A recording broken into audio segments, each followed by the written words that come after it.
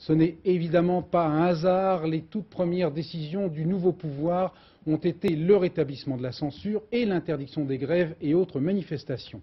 L'URSS est désormais dirigée par un comité d'État pour l'état d'urgence qui s'est autoproclamé.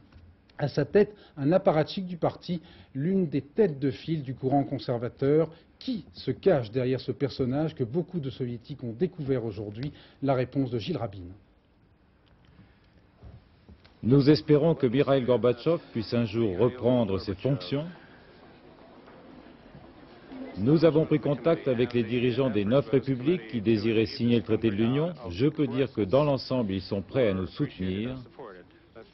L'appel à la grève générale lancé par Boris Yeltsin est un acte irresponsable. Le pays est si meurtri qu'il ne peut plus se payer le luxe de jouer à ces jeux politiciens.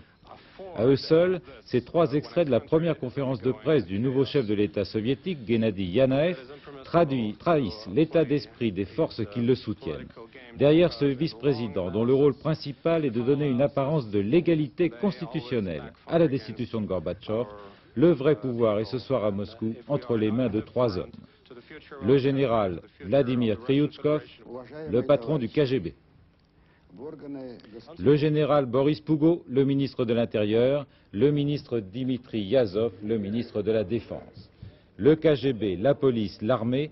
Depuis un an, ces 3 ministres forment ce qu'on appelle à Moscou la Troïka de l'ordre, qui depuis un an critique quotidiennement la politique de Gorbatchev. Depuis un an, on savait ces 3 hommes-là prêts à tout pour bloquer le cours d'une réforme, la perestroïka, qui leur avait échappé depuis longtemps. Il leur reste à prouver qu'ils ont encore les moyens de leur politique.